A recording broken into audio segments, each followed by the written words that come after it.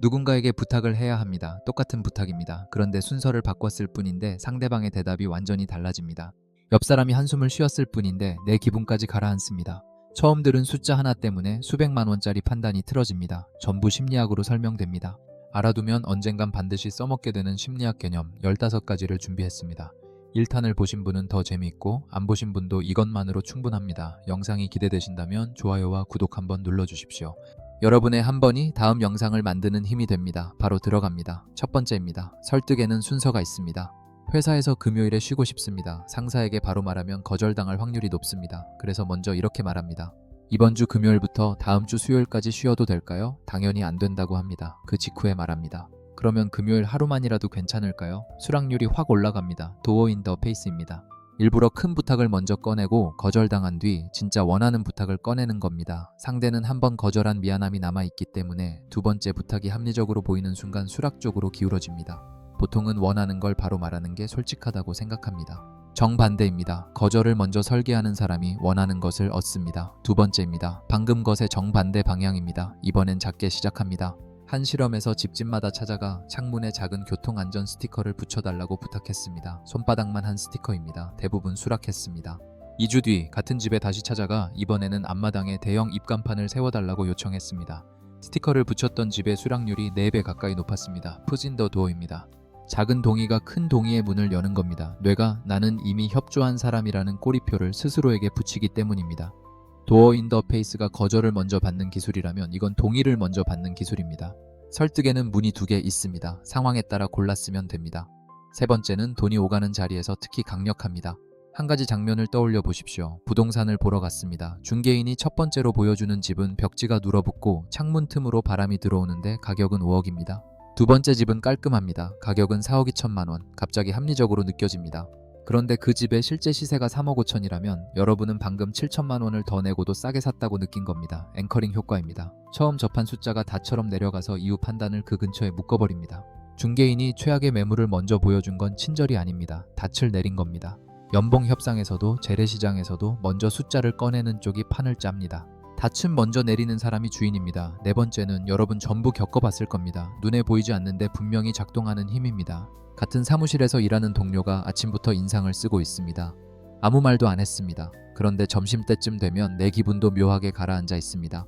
반대로 카페에서 옆 테이블 사람들이 크게 웃고 있으면 나도 모르게 입꼬리가 올라갑니다. 감정 전입니다. 감정은 공기처럼 퍼집니다. 한 연구에서 소셜미디어의 뉴스피드를 조작해 한 그룹에게는 긍정적 게시물만, 다른 그룹에게는 부정적 게시물만 보여줬습니다. 만난 적도 없는 사람들의 감정이 화면을 통해 그대로 옮겨갔습니다. 요즘 왜 이렇게 기분이 가라앉지? 이 생각이 들 때 내 문제가 아닐 수 있습니다. 주변의 날씨가 내 안으로 스며든 겁니다. 기분을 바꾸고 싶으면 생각보다 자리를 먼저 바꾸는 게 빠릅니다. 다섯 번째입니다. 사회적 증거라는 개념입니다. 호텔 욕실에 타월 재사용을 부탁하는 문구가 있습니다. 환경 보호를 위해 타월을 재사용해 주십시오. 효과는 보통이었습니다. 그런데 문구 하나를 바꿨습니다. 이 방의 묘문 투숙객의 75%가 타월을 재사용했습니다. 재사용률이 크게 올라갔습니다. 논리가 바뀐 게 아닙니다. 숫자가 들어간 것 뿐입니다. 사람은 뭘 해야 할지 모를 때 주변 사람의 행동을 정답지로 씁니다. 식당 앞에서 리뷰수를 먼저 확인하는 것, 온라인 쇼핑에서 지금 320명이 보고 있습니다에 마음이 급해지는 것, 전부 같은 원리입니다. 누군가를 설득하고 싶다면 내 논리를 늘리지 말고 숫자를 보여주십시오. 100마디보다 100명이 강합니다. 여기까지 5가지를 들으셨습니다. 전부 사람과 사람 사이에서 작동하는 기술이었습니다. 지금부터는 방향이 바뀝니다. 우리가 세상을 읽는 방식, 그 안에 숨어있는 함정으로 들어갑니다. 오히려 여기서부터가 더 무섭습니다. 여섯 번째는 좀 의외일 수 있습니다. 한 가지 질문을 던져보겠습니다. 비행기와 자동차 중 어느 쪽이 더 위험한지 생각해 보십시오. 대부분 비행기라고 답합니다. 그런데 통계를 보면 자동차 사고 사망률이 비행기보다 압도적으로 높습니다. 숫자가 말해주는 답과 머릿속의 답이 다릅니다. 가용성 휴리스틱입니다. 뇌는 확률을 계산하지 않습니다. 얼마나 쉽게 떠오르느냐로 위험도를 매깁니다. 비행기 사고는 뉴스에서 크게 다루기 때문에 머릿속에 선명하게 남아있고 자동차 사고는 너무 흔해서 기억에 걸리지 않습니다. 뇌에게는 선명한 것이 곧 위험한 것입니다. 보통 자주 떠오르면 자주 일어나는 거라고 생각합니다. 정반대입니다. 볼륨이 큰 소리를 가까운 소리로 착각하는 것과 같습니다. 무언가가 갑자기 크게 걱정될 때 한 번만 멈춰 보십시오. 이게 진짜 위험한 건지 그냥 크게 들리는 건지. 선명함과 확률은 다릅니다. 다음 것은 좀 놀라울 수 있습니다. 7번째입니다. 보이는 것만 믿으면 진실을 놓칩니다. 음악 산업 이야기입니다. 오디션 프로그램에서 탈락한 사람들의 이야기는 방송되지 않습니다. 데뷔했지만 1년 만에 사라진 가수들의 이야기는 기사가 되지 않습니다. 우리 눈에 보이는 건 무대 위에 살아남은 한 명뿐입니다. 그 한 명을 보면서 재능만 있으면 되는구나 라고 결론을 내립니다. 무대 아래 사라진 수천 명은 보이지 않으니까요. 이건 마치 영화에서 주인공만 비추고 엑스트라는 전부 잘라낸 편집본을 보면서 세상에는 주인공만 있구나라고 믿는 것과 같습니다. 생존자 편향입니다. 성공 사례만 보면 성공이 쉬워 보입니다. 하지만 실패 사례가 보이지 않을 뿐 없는 것은 아닙니다. 눈앞에 한 명 뒤에는 보이지 않는 다수가 있습니다. 8번째는 여러분 전부 경험해 본 적 있을 겁니다. 면접을 볼 때 첫 번째로 들어가는 게 유리한지 마지막에 들어가는 게 유리한지 생각해 보십시오. 답은 둘 다입니다. 면접관이 여러 사람을 연달아 만나면 첫 번째 사람이 유리합니다. 처음 들어온 정보의 기준을 세우기 때문입니다. 초두 효과입니다. 반대로 며칠에 걸쳐 진행되면 마지막 사람이 유리합니다. 가장 최근에 들어온 정보가 가장 선명하게 남기 때문입니다. 최신 효과입니다. 뇌는 정보를 공평하게 다루지 않습니다. 처음과 끝에 가중치를 주고 중간은 흐리게 처리합니다. 마치 달리기에서 출발과 고립만 기억하고 중간 구간은 잊어버리는 것과 같습니다. 자기소개 발표 보고서 전부 마찬가지입니다. 가장 강한 이야기를 맨 처음이나 맨 끝에 놓으십시오. 중간에 넣으면 묻힙니다. 9번째입니다. 이번 건 방금 이야기한 것들과 연결됩니다. 그리고 오늘 15가지 중에서 가장 뜨끔할 수 있습니다. 주식을 샀습니다. 오를 거라는 분석 글을 3개 찾아 읽습니다. 내릴 거라는 글은 제목만 보고 넘깁니다. 역시 내 판단이 맞았어. 이렇게 말하는 순간 여러분은 정보를 찾은 게 아니라 확인 도장을 찍은 겁니다. 확증 편향입니다. 뇌는 내가 이미 믿고 있는 것을 확인해주는 정보를 좋아합니다. 반대 증거는 불편하기 때문에 자동으로 걸러버립니다. 마치 라디오 주파수를 내가 듣고 싶은 채널에만 고정해놓고 다른 채널은 잡음으로 처리하는 것과 같습니다. 겉으로는 공부하는 것 같고 속으로는 자기 편만 드는 겁니다. 내 생각이 틀렸을 수도 있다. 이 한마디가 불편할수록 지금 확증 편향 안에 있을 확률이 높습니다. 불편한 정보가 진짜 정보입니다. 10번째입니다. 벌써 10개를 지나왔습니다. 마트에서 잼을 고른다고 생각해 보십시오. 한쪽에는 6종류가 있고 다른 쪽에는 24종류가 있습니다. 사람들은 24종류 앞에 더 많이 몰렸습니다. 그런데 실제로 잼을 산 사람은 6종류 쪽이 10배 많았습니다. 선택지가 많으면 고르는 재미가 아니라 고르는 고통이 시작됩니다. 뇌가 비교를 감당하지 못하면 그냥 아무것도 선택하지 않는 쪽을 택합니다. 선택 과부하입니다. 넷플릭스에서 30분 동안 뭘 볼지 고르다가 결국 아무것도 안 보고 잠든 경험 다들 있으실 겁니다. 소파가 화면을 이긴 겁니다. 이걸 역으로 쓸 수도 있습니다. 누군가에게 선택을 받고 싶다면 선택지를 줄여주십시오. 많이 주는 게 친절이 아닙니다. 골라주는 게 친절입니다. 여기까지 10가지를 지나왔습니다. 처음 5개는 사람을 읽는 기술이었고 지금 5개는 세상을 읽는 기술이었습니다. 남은 5가지는 방향이 완전히 바뀝니다. 나 자신을 읽는 기술입니다. 여기가 가장 깊고 가장 오래 남습니다. 11번째입니다. 이건 거의 모든 사람이 빠져본 함정입니다. 헬스장 1년 회원권을 끊었습니다. 3번 갔습니다. 더 이상 가고 싶지 않습니다. 그런데 해지를 못합니다. 이미 50만 원이나 냈는데 이 한마디가 발목을 잡습니다. 안 맞는 연애를 끝내지 못하는 것도 같은 구조입니다. 쌤 년이나 만났는데 이미 쓴 시간과 돈과 감정이 다치되어 발을 묶습니다. 매몰 비용 오류입니다. 이미 지불한 것은 돌아오지 않습니다.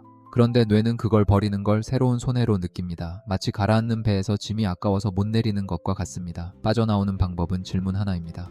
지금부터를 기준으로 이게 나에게 이득인가? 과거를 기준으로 미래를 결정하는 순간 미래까지 과거에 묶입니다. 12번째는 좀 뜨끔할 수 있습니다. 시간 이야기입니다. 보고서 마감이 일주일 뒤입니다. 월요일에 받았습니다. 여유 있네. 화요일, 수요일, 목요일 아무것도 안 합니다. 금요일 밤에 결국 밤새 끝냅니다. 그런데 같은 보고서를 이틀 마감으로 받으면 이틀 만에 끝냅니다. 분량이 줄었을까? 아닙니다. 시간이 줄었을 뿐입니다.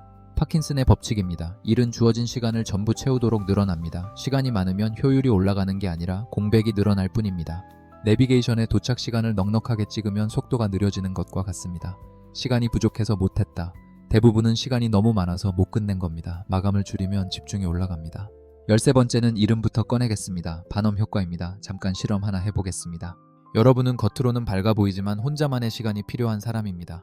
때로는 자신의 선택이 옳았는지 고민하기도 합니다. 지금 이 말이 나한테 꽤 맞는다고 느꼈다면 이미 반엄 효과 안에 들어온 겁니다. 이건 누구에게나 해당되는 말입니다. 그런데 뇌는 이걸 나만을 위한 맞춤 분석이라고 받아들입니다. 성격 유형 검사 결과를 읽으며 소름 돋는다고 느끼는 것, 점집에서 요즘 고민이 있으시죠에 고개를 끄덕이는 것, 전부 같은 구조입니다. 뇌는 모호한 말 앞에서 빈칸을 알아서 채워 넣습니다. 마치 슬롯머신처럼 돌려서 나한테 맞는 조합만 골라 보여주는 겁니다. 나를 안다고 느끼는 것과 나를 정확히 아는 것, 이 둘은 완전히 다릅니다.